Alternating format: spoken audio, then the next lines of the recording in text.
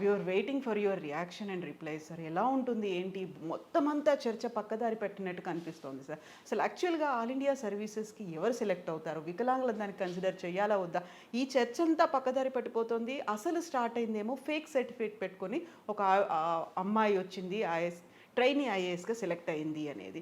ఎలా చూస్తున్నారు సార్ మొత్తం ఈ ఎంటైర్ ఎపిసోడ్ని మీరు? ముందు ఫేక్ సర్టిఫికేట్ పొందిన వాళ్ళని ఖచ్చితంగా తొలగించాలి, దాంతోపాటు నేరారోపణ చేసి శిక్షించాలి. ఎందుకంటే సదుద్దేశంతో మన పార్లమెంటు కానీ చట్టసభలు కానీ అణగారిన వర్గాలకు ఇచ్చిన కోటాని అక్రమంగా పొందితే నష్టం ఎవరికి? నిరుపేదలకి. సమాజంలో ఏమవుతుంది? నమ్మకం పోతుంది పూర్తిగా. అంచేత అలా మోసానికి పాల్పడ్డ వాళ్ళని నా ఉద్యోగం నుంచి గ్యారంటీకి తీసేయాలి, దానిలో అనుమానం లేనే లేదు. అంతకుమించి కఠినంగా శిక్షించాలి. ఈ ధోరణులు ఎందుకు పెరిగిపోతున్నాయంటే ఇలాంటి సంఘటనలు వచ్చినప్పుడు గతంలో ప్రభుత్వాలు సరిగ్గా స్పందించాలి.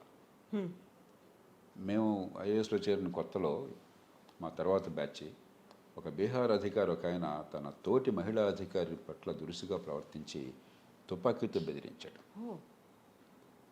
ఆనాడు నేషనల్ అకాడమీకి డైరెక్టర్గా ఉన్న పిఎస్ అప్పు గారిని బీహార్ కాడల అధికారి చాలా సమర్థుడు, నిజాయితీపరుడు, నిర్భీతి గలవాడాను.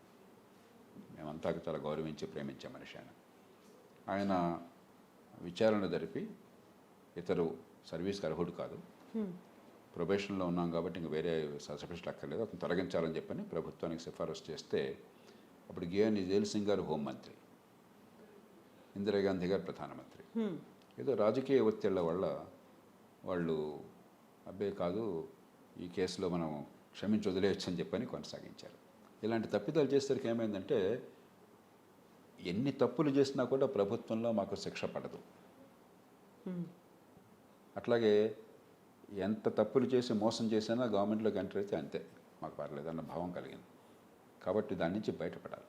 ఇప్పుడు మనం చాలా కఠినంగా ఉద్యోగం తీసేయడమే కాకుండా ఖచ్చితంగా సెలక్షన్ రద్దు చేయాలి. పూర్తి అధికారం ఉంది, బాధ్యత ఉంది ప్రభుత్వానికి.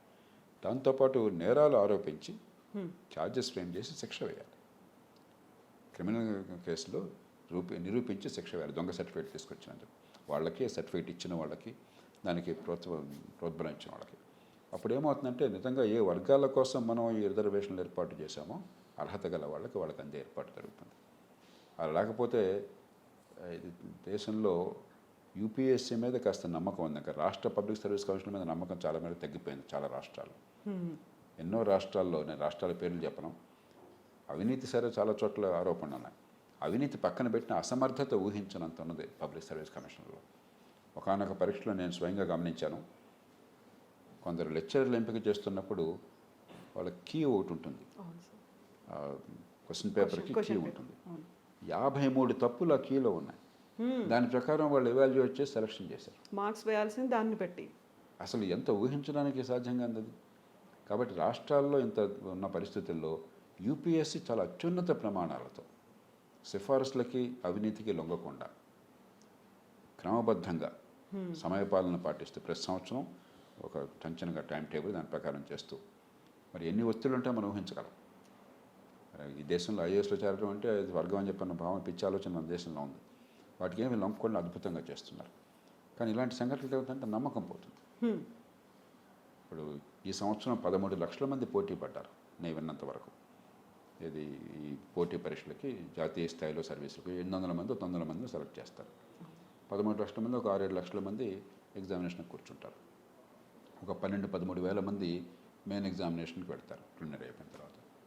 ఒక 3,000 మంది 2,500 మందో ఇంటర్వ్యూకి పెడతారు. ఈ తతంగం మొత్తాన్ని అద్భుతంగా సకాలంలో పూర్తి చేస్తున్నారు. కాబట్టి ఇలాంటి సంఘటనలు జరిగినప్పుడు వెంటనే స్పందించి ఊరికే ఏదో కాలయాపన చేయకుండా వాళ్ళ ఉద్యోగం నుంచి తీసేయాలి, కఠిన శిక్షలు వేయాలి, ఒక బలమైన సంకేతాన్ని ప్రభుత్వం అందించాలి సమాజానికి. ఇక అర్హత అంటే ప్రత్యేకంగా యూపీఎస్సీకి అదనపు అర్హతలు ఏం లేవు. ఒక గ్రాడ్యుయేషన్ చాలు, చాలామందికి తెలుసో లేదో.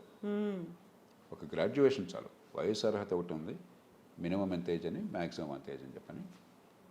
పూర్వమేమో ఐసీఎస్ ఆ కాలంలో 21 ఏళ్ళకే అయిపోయేది ఐసీఎస్ ఎంపిక. అందుకని భారతీయులు చాలా కష్టంగా ఉండేది. ఇండియా నుంచి ఆనాడు అక్కడి దాకా వెళ్ళడం, బ్రిటన్కి వెళ్ళి 21 లోపల అక్కడ పోటీ పరీక్షల్లో కూర్చుని పోటీ రావడం చాలా కష్టం ఉంటుంది.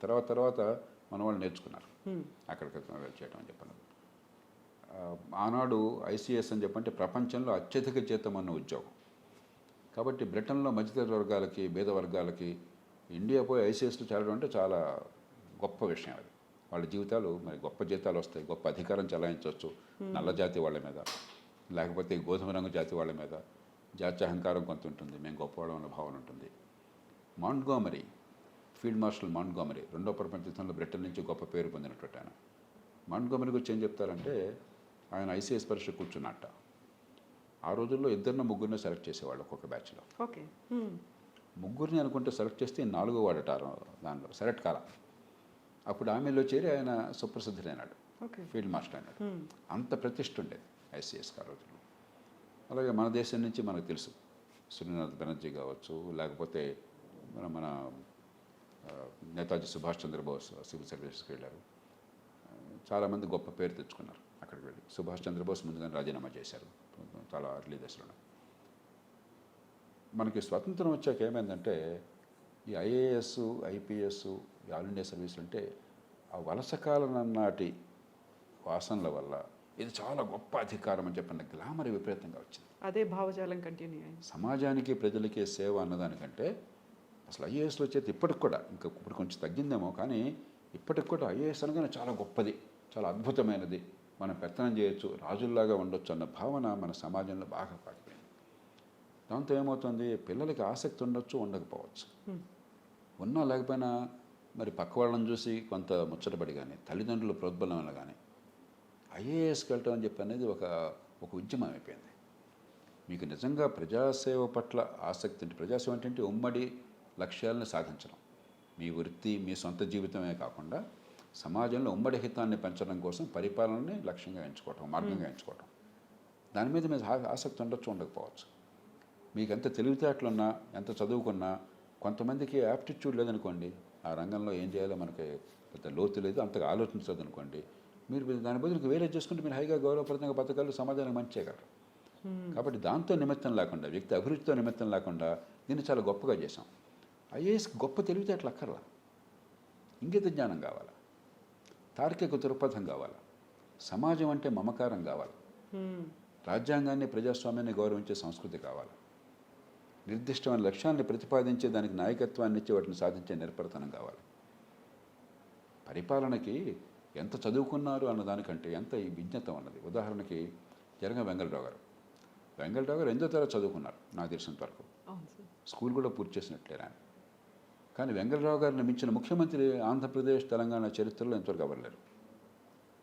ఆ ఇంగిత జ్ఞానము, ఆ దూరదృష్టి, మరి ఒక టీంతో పనిచేయించేటువంటి చాతుర్యము, నిర్ణయాల్లో ఉన్నటువంటి స్పష్టత, సమయబద్ధంగా గట్టిగా పని చేయించటము, ఎవరికి ఏ రకంగా అధికారాలు బదిలీ చేసి వాళ్ళతో పనిచేయించుకోవాలో తెలియటము, అపారమైనటువంటి ఆయన చివరి దశ నాకు బాగా సన్నిహితులు. ఎంత తపనుండేది ఆయనలో. కాబట్టి ఎంత చదువుకున్నా దానికంటే సమాజంలో కొంతమందికి సహజమైన నాయకత్వ లక్షణాలు ఉంటాయి. అది రాజకీయంలో కావచ్చు, పరిపాలనలో కావచ్చు. పరిపాలన అంటే ఏమిటి, 100 మంది లేక 1000 మంది ఐఏఎస్ అనుకోండి, జిల్లా కలెక్టర్గా ఉంటే ఇప్పుడు చిన్న జిల్లాలని, పెద్ద జిల్లాలు ఉన్నప్పుడు 30,000 మంది సిబ్బంది ఉండేవాడు. కొన్ని శాఖల్లో 1,00,000 మంది, 2,00,000 మంది సిబ్బంది ఉంటారు. ఇంతమందిని ప్రేరేపించి వాళ్ళ శక్తిని ఉపయోగించి సమాజానికి మంచి ఫలితాలు సాధించాలి. అది మర్చిపోయినాం మనం. అంతా ఫైళ్ళు చూడడము, కాగితాల మీద సంతకాలు పెడితే తప్ప జనానికి ఏమవుతుంది, అవుట్కమ్ ఏమిటి, పర్యవసానం ఏంటి, ఫలితం ఏంటి అన్నది చాలా కొద్దిమందే చేయగలుగుతున్నారు. అందువల్ల మన చర్చ అంతా కూడా మీరు ఇందాక అన్నారు, ఈ చర్చ అంతా ఎవరు చేరతారు దాని మీద ఉంది. నేను దాని గురించి తర్వాత ఆలోచిద్దాను, నాకు అసలు ముఖ్యం కానే కాదు. ఎవరు చేరితే మనకేం కావాలా, ఈ దేశంలో చేరే వాళ్ళకి ఏమైనా కొరత ఉందా, ఆ పదవులకి ఏమన్నా పోటీ లేకుండా ఉందా, ఐఏఎస్ ఖాళీలను మీరు అన్నీ ఏమన్నా కోరుతున్నారా, 100 పోస్టులు ఉంటే 1,00,000 మంది వెళ్తున్నారు మీరు. కానీ మనం చూడాల్సింది ఒక సమాజంగా ఎవరు వచ్చారని కాదు, ప్రజలకి ఏమైంది దానివల్ల అని చెప్పాను. అక్కడ చూస్తే కవిత చాలా బాధాకరం నా దృష్టిలో. ఈ మాటలు బాధతో చెప్తున్నాను. ఐఏఎస్లో అధికారులు అద్భుతమైన వాళ్ళు ఎప్పటికీ ఉన్నారు, సమర్థులైన నిజాయితీపరులు, మంచి ఫలితాలు తెచ్చేవాళ్ళు ఉన్నారు.